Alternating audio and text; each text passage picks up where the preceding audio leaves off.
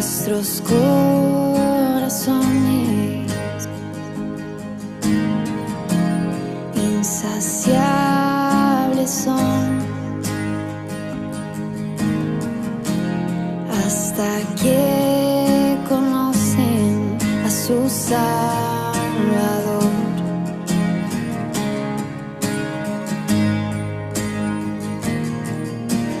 Tal y como somos nos amó,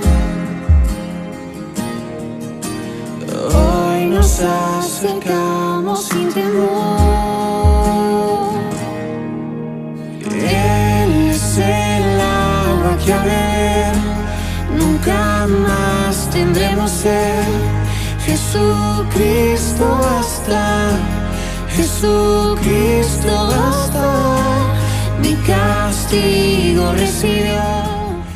Vamos a leer el pasaje del día, que es Colosenses 2, 6 al 10. ¿Sí? Vamos a leer de manera alternada aquí, los que están de manera presencial, y los que están en casa pueden seguir la lectura con las diapositivas. ¿Sí? Empiezo yo entonces. Dice: por tanto, de la manera que habéis recibido al Señor Jesucristo, andad en Él.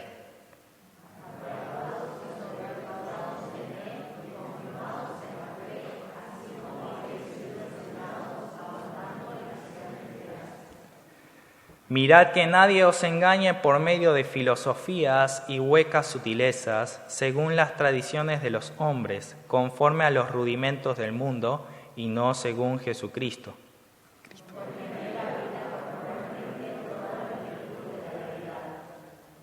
Y vosotros estáis completos en Él, que es la cabeza de todo principado y potestad. Acompáñenme y oremos juntos, ¿sí? Señor, te damos muchísimas gracias por esta oportunidad que nos das de servirte. Somos muy poca cosa delante de ti, no hay mucho que podamos entregarte que sea digno de ti, pero venimos tal cual somos con el deseo de conocerte un poco más, con el deseo de ser enseñados, con el deseo de vivir en obediencia para darte gloria. Te pido que abras nuestros ojos, abras nuestros oídos, abras nuestro corazón para que seamos terreno fértil, para que tu palabra pueda penetrar, pueda dar fruto y podamos darte la gloria solamente a ti. Guíanos con tu Espíritu Santo, te lo pedimos en el nombre de Jesús. Amén. Bien, durante estas semanas estamos compartiendo la palabra del libro de los Colosenses. Pablo estaba sosteniendo una gran lucha por los cristianos en Colosas y la Odisea. Aunque no eran ovejas suyas y no los conocía en persona, oraba por estas iglesias. Como vimos, también aprovechó esta oportunidad para exponer el Evangelio, dando a conocer a Cristo como el preeminente reconciliador. El pasaje que vamos a desarrollar juntos el día de hoy, así como todo el capítulo 2 de Colosenses, en realidad no son los que más recordamos de este libro. Pero este capítulo es el núcleo de esta carta, porque aquí se ve claramente cuál fue la razón fundamental por la cual Pablo les escribió. Una herejía se estaba infiltrando en la iglesia. Esta fue la inquietud que llevó a Pablo a advertirles urgentemente de manera preventiva. Los cristianos debían conocer bien a Cristo y rechazar las filosofías y falsas enseñanzas que los rodeaban. Debían arraigarse en el Evangelio y sobreedificar sus vidas en esta base. Esta exhortación trasciende el contexto de la iglesia de Colosas y llega con la misma urgencia y necesidad a cada uno de nosotros. Espero que el Espíritu Santo trabaje en nuestro corazón para que la palabra tenga poder y sea real en nuestras vidas. Andemos en Cristo, arraiguémonos y sobreedifiquémonos en Él. Amén. Primera parte, nadie os engañe. Colosenses 2:8 dice: mirad que nadie os engañe por medio de filosofías y huecas sutilezas, según las tradiciones de los hombres, conforme a los rudimentos del mundo y no según Cristo. Colosas tenía una población mayormente gentil, pero los judíos no eran pocos. Es por ello que la herejía que amenazaba a la iglesia era producto de una mezcla cultural. Incluía elementos como la falsa filosofía griega y el legalismo ceremonial judaico. Los griegos eran amantes del conocimiento. Se enorgullecían de sus filosofías sofisticadas y retóricas. A la vez, menospreciaban el mensaje del Evangelio por considerarlo demasiado simple. En su opinión, Jesucristo solo era insuficiente para alcanzar la vida eterna. Tenía que haber algo más. Querían alcanzar un conocimiento supremo a través de visiones que ellos afirmaban tener. De esta manera buscaban desentrañar los misterios divinos más profundos. Como bien nos explicó nuestro hermano Isaac, ellos pensaban que de Dios había salido una serie de emanaciones o espíritus.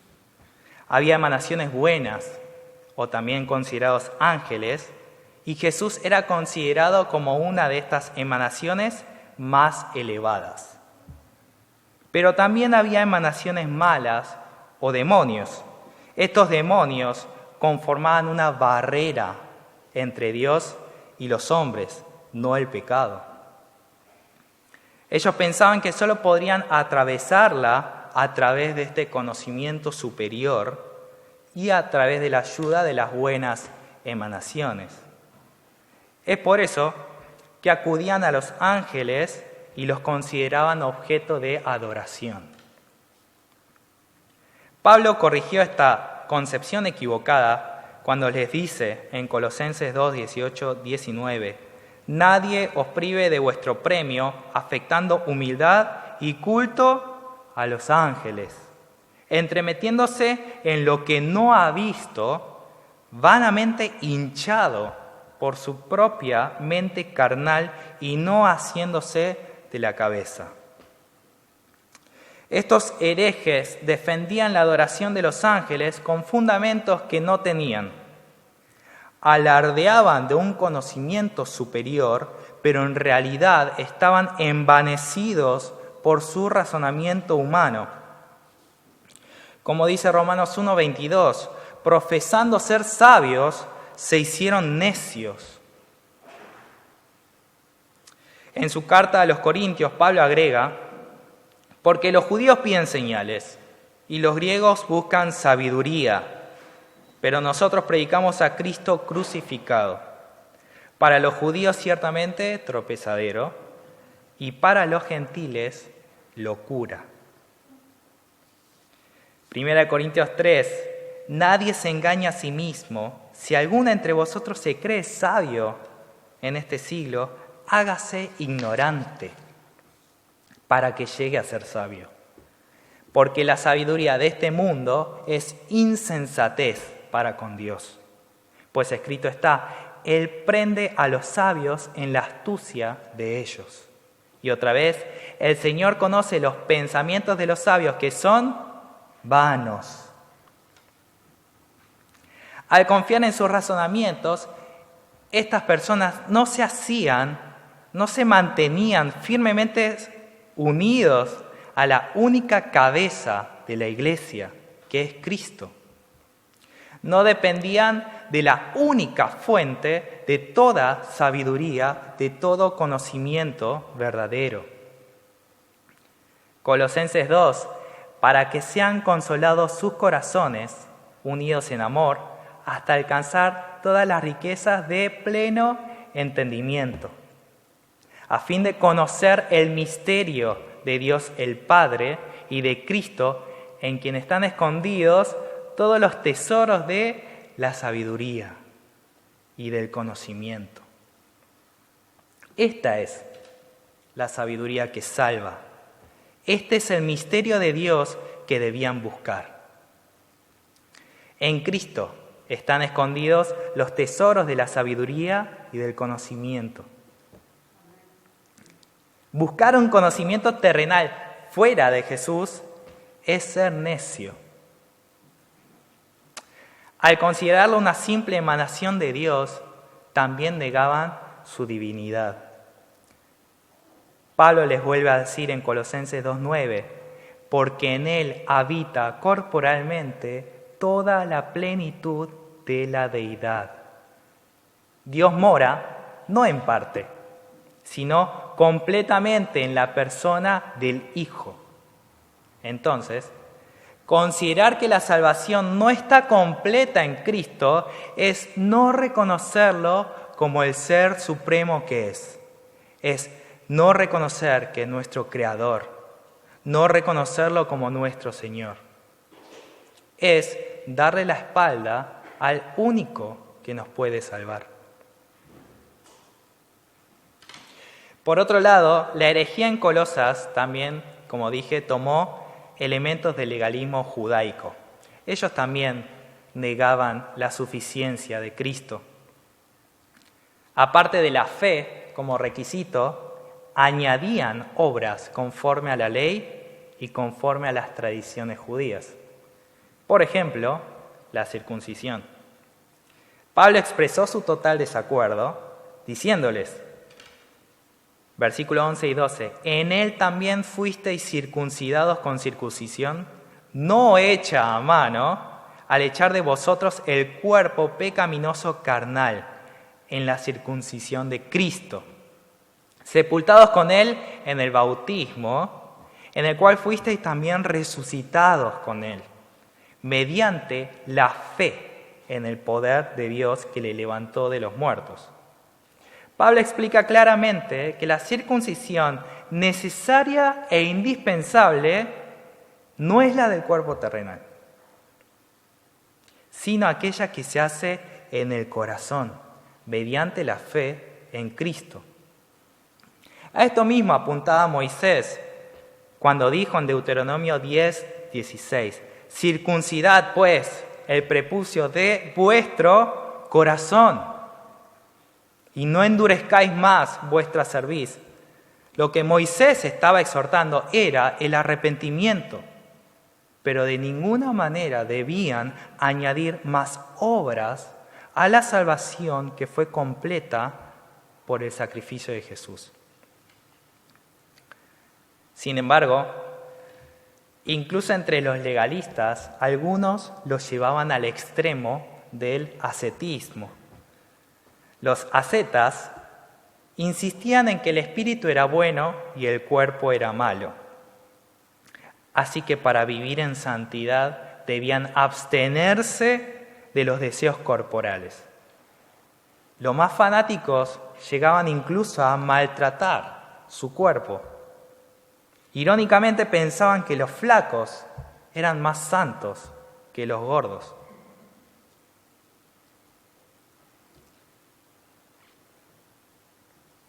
Si a esta vida rigurosa se le sumaban leyes judías como los días santos, las fiestas, la luna nueva, etc., se diluía completamente el mensaje del Evangelio. La salvación por gracia quedaba relegada en su más mínima expresión. En cuanto a este tema, Pablo le advirtió a Timoteo, pero el Espíritu dice claramente que en los postreros tiempos algunos apostatarán de la fe, escuchando a espíritus engañadores, a doctrinas de demonios, por la hipocresía de mentirosos que, teniendo cauterizada la conciencia, ¿qué harán? Prohibirán casarse, mandarán abstenerse de alimentos que Dios creó, para que con acción de gracias participasen de ellos los creyentes y los que han conocido la verdad.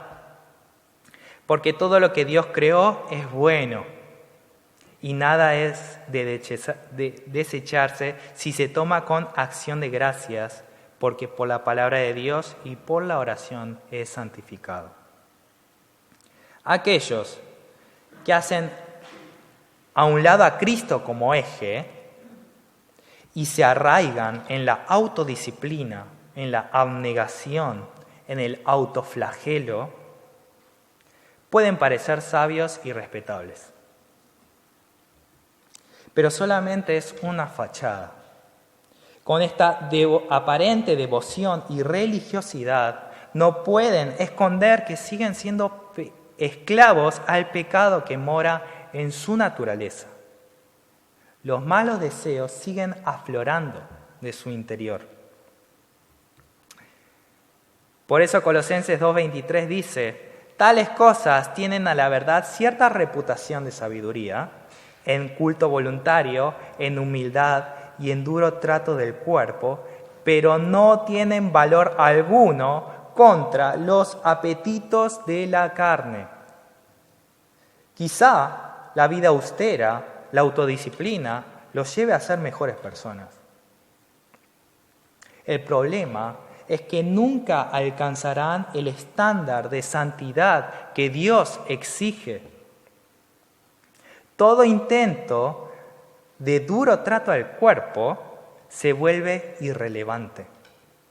Ante su presencia, ser mejores no nos salva. Pablo bien explicó en Romanos 3, pero sabemos que todo lo que la ley dice, lo dice a los que están bajo la ley, para que toda boca se cierre y todo el mundo quede bajo el juicio de Dios. Ya que por las obras de la ley, ningún ser humano será justificado delante de él, porque por medio de la ley es el conocimiento del pecado. Arraigarnos en la ley es someternos a ella, es volver a colocarnos bajo el juicio de Dios, es ir en contra de la libertad que Cristo vino a traer en la cruz. En Jesús hemos muerto a los rudimentos de este mundo. Pablo estaba luchando duramente para sacar de raíz las sectas que se estaban gestando. Entonces, ¿cómo están las iglesias hoy? ¿Estamos libres de la influencia de las filosofías del mundo, de las herejías? Corrientes de pensamiento como el pluralismo afirman que todas las religiones son útiles para llegar a Dios. Es como la frase: todos los caminos conducen a Roma. Todas las religiones tienen su verdad, todas son válidas. Invitan a la convivencia, a la comunión entre diferentes creencias. Yo respeto tu religión, vos respetás la mía.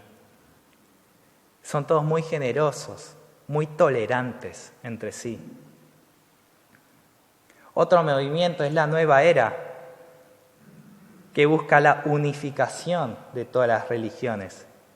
Quiere establecer un nuevo orden mundial. Afirma que todos somos co-creadores con Dios, que todos somos Cristo, que todos somos la luz del mundo. Estas corrientes dan la bienvenida a la nueva paz mundial a todos los que quieran. A todos, menos a los cristianos auténticos.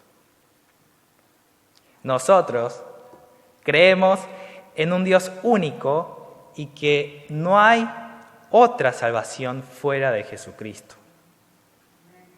Hechos 4:12, en ningún otro hay salvación, porque no hay otro nombre bajo el cielo dado a los hombres en que podamos ser salvos. Es por ello que este tipo de movimientos considera a los cristianos auténticos como exclusivistas, como egocéntricos, gente de mente cerrada. A eso estamos expuestos por creer en la verdad. Otra tendencia errada que podemos ver hoy y que afecta a las iglesias, que es sutil, pero es el materialismo. El amor al dinero y a sus alcances, la avaricia por el poder de adquirir todo. Cualquier acción para ganar dinero es buena, no importa cómo. El dinero es el medio para obtener todo lo que deseamos. El dinero mueve al mundo y puede mover la iglesia. Pero 1 Timoteo 6:10 es claro cuando dice que raíz de todos los males es el amor al dinero, el cual codiciando a algunos se extraviaron de la fe y fueron traspasados de muchos dolores. También están aquellos que defienden la igualdad social. El problema está en que Satanás usa este pretexto para modificar la norma ética y moral, distorsionando la verdad de Dios. Hoy en día se pueden ver gigantografías, carteles grandes, ¿no?, en plazas y espacios públicos que dicen: el amor no tiene género. Niños y jóvenes que no tienen la verdad de Dios están expuestos a confusión. La psicología también busca presencia en la iglesia. Si bien algunos métodos pueden llegar a ser útiles, la psicología tiene como meta la felicidad del hombre, cuando en realidad el fin último de todo debe ser la gloria de Dios. Hace especial énfasis en tratar las heridas, los traumas emocionales, pero nunca hace foco en el pecado del hombre. Podrá sanar a algunos pacientes, pero nunca salva a nadie. El propósito principal del hombre no es alcanzar su felicidad, sino santidad y gloria de Dios. La felicidad entonces viene como añadidura. Ideologías extrañas de todo tipo están inundando las redes sociales. Somos bombardeados constantemente por filosofías y sutilezas, todo el tiempo. No nos damos cuenta, pero nos están contaminando. Colosenses 2:4 dice: y esto lo digo para que nadie os engañe con palabras persuasivas. Somos exhortados a no caer en el engaño. Pero ¿qué debemos hacer? ¿Qué debemos hacer? Segunda parte, andad en Él. Colosenses 2:6-7. Por tanto, de la manera que habéis recibido al Señor Jesucristo, andad en Él. ¿Cómo? Arraigados y sobreedificados en Él y confirmados en la fe, así como habéis sido enseñados, abundando en acciones de gracias. Al decir arraigados, Pablo usa la metáfora de un árbol.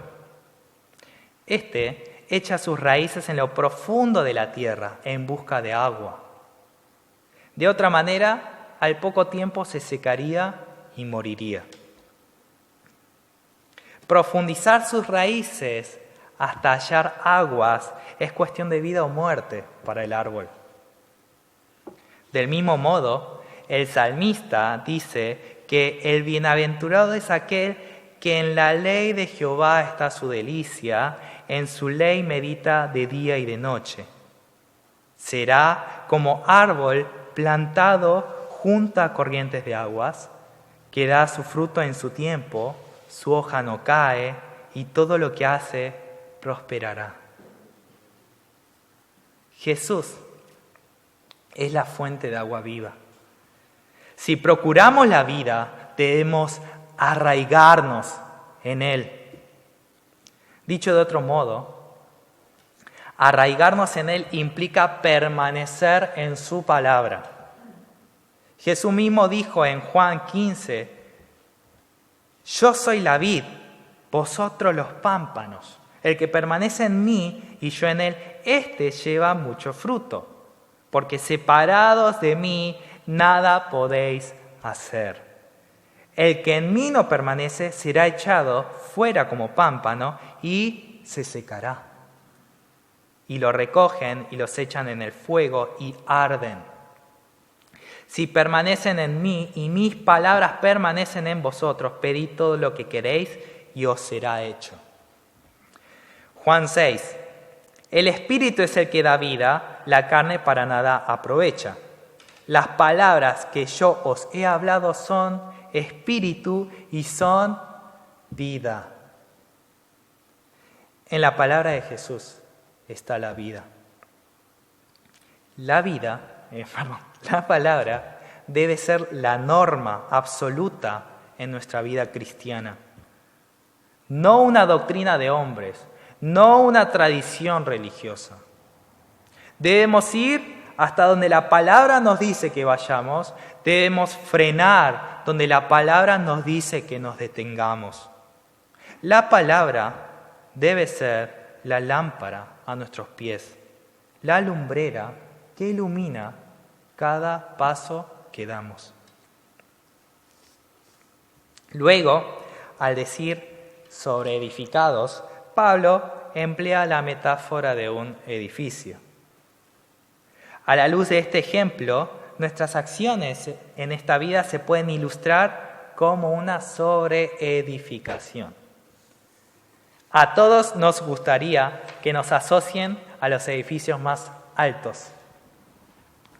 No obstante, los edificios altos son más peligrosos si no tienen cimientos sólidos. Un impacto mínimo puede agrietarlo y derrumbarlo por completo. Por lo tanto, en vez de poner énfasis en la altura que alcanzamos, primeramente debemos concentrarnos en nuestra base. ¿Cuál es el cimiento más seguro? 1 Corintios 3. Conforme a la gracia de Dios que me ha sido dada, yo como perito arquitecto, dice Pablo, puse el fundamento y otro edifica encima, pero cada uno mire cómo sobreedifica. Porque nadie puede poner otro fundamento que el que está puesto, el cual es Jesucristo. Nadie debería poner otro fundamento, porque Cristo es la base más segura. Y la razón por la cual debemos sobreedificar en Cristo es porque, otra vez, en Él habita toda la plenitud de la deidad. En Él hallamos todo lo que necesitamos, todo lo que esperamos. No existe nada en este mundo que se compare con Jesús. Así que debemos andar en Él, arraigarnos, sobreedificarnos en Él. Colosenses 2:10, y vosotros estáis completos en Él, que es la cabeza de todo principado y potestad. Si creemos y andamos en Él, estamos completos. Él es la cabeza de todo principado y potestad, visible e invisible. Reconocer a Jesús como Dios, como el preeminente reconciliador, nos hace ver cuán inútil es buscar métodos humanos de salvación.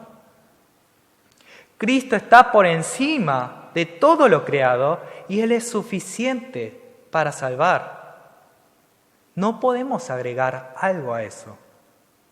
La fórmula Cristo más algo, y este algo pueden ser obras, filosofías, yoga, lo que sea. Cristo más algo da igual a 0. En vez de sumar, ese algo que ponemos resta. En cambio, si solo dependemos de Cristo, y Cristo es solamente la fórmula, lo tenemos todo. ¿Y cómo es esa vida ¿Cómo es la vida sobreedificada en Cristo? Colosenses 2:7 dice: arraigados y sobreedificados en Él y confirmados en la fe, así como habéis sido enseñados, abundando en acciones de gracias. El que depende de sus obras como garantía, como un plus de su salvación, no abunda en agradecimiento.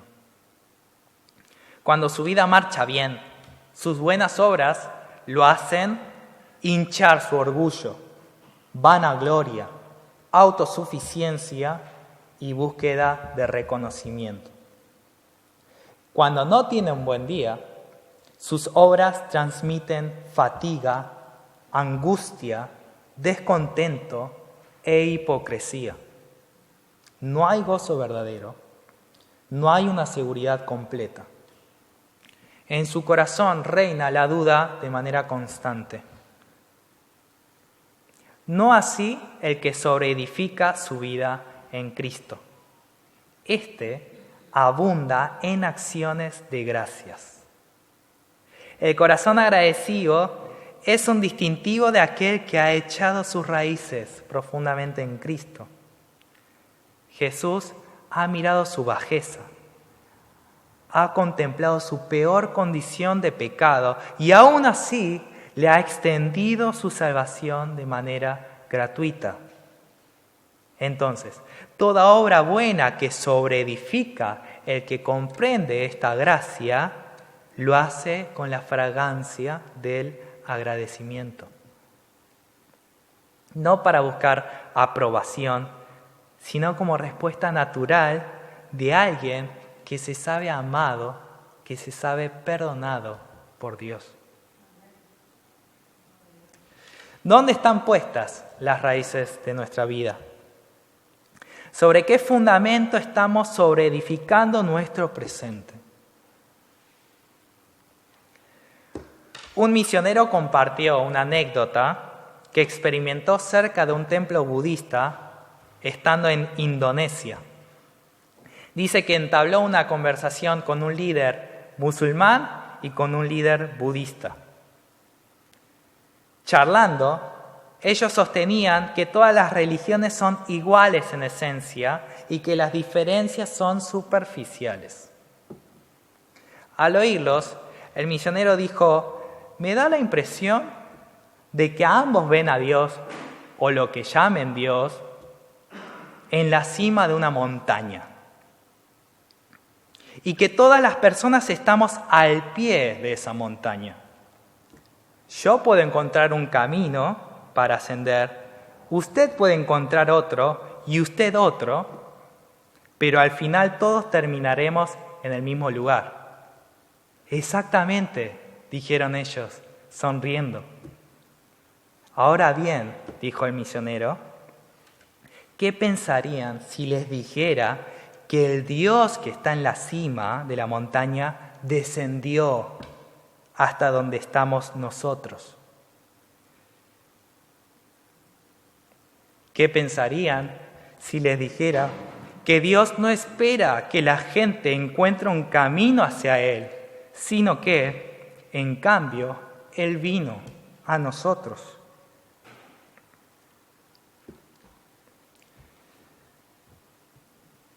Después de pensarlo un poco, tanto el budista como el musulmán respondieron: eso sería fantástico. A lo que el misionero les contestó: permítanme presentarles a Jesús. Este es el Evangelio.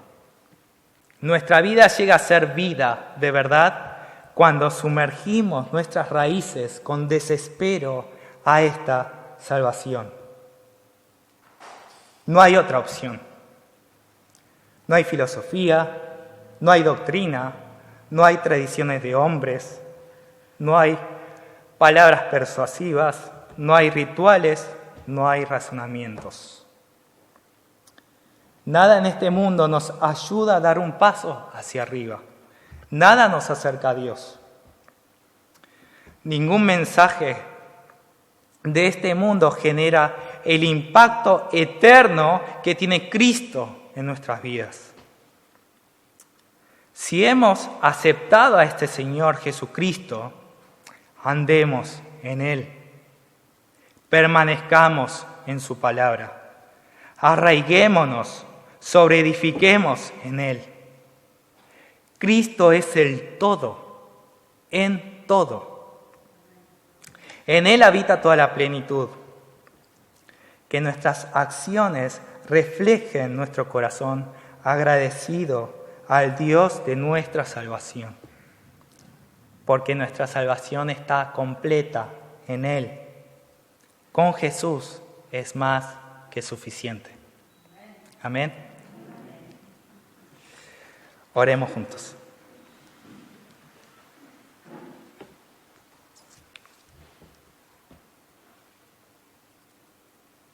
Te damos gracias, Señor, porque no hay otra salvación para nosotros que no sea Cristo.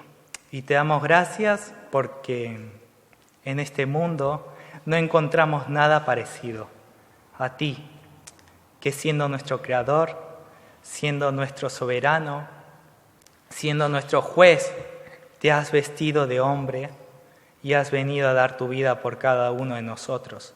Señor, sería necio, sería irracional, sería inútil de nuestra parte buscar la felicidad, buscar la salvación, buscar el motivo de nuestra vida en otro lugar que no sea en tu presencia. Necesitamos de tu sabiduría, necesitamos de tu Espíritu Santo para entender con más profundidad esta verdad. Porque a diario, porque constantemente recurrimos al mundo, Señor. Danos el valor, danos el conocimiento, danos la inteligencia para elegirte a ti, para cimentar nuestra vida en ti, para arraigarnos en tu evangelio. Te pido que tengas compasión de nosotros, quebrantes nuestro duro corazón, para que vivamos en comunión con el Dios que nos ha salvado de una vez para siempre. Te damos gracias por este tiempo. Guíanos hasta el final del culto. Te lo pedimos en el nombre de Jesús. Amén. Jesucristo basta, Jesucristo basta, mi castigo recibió.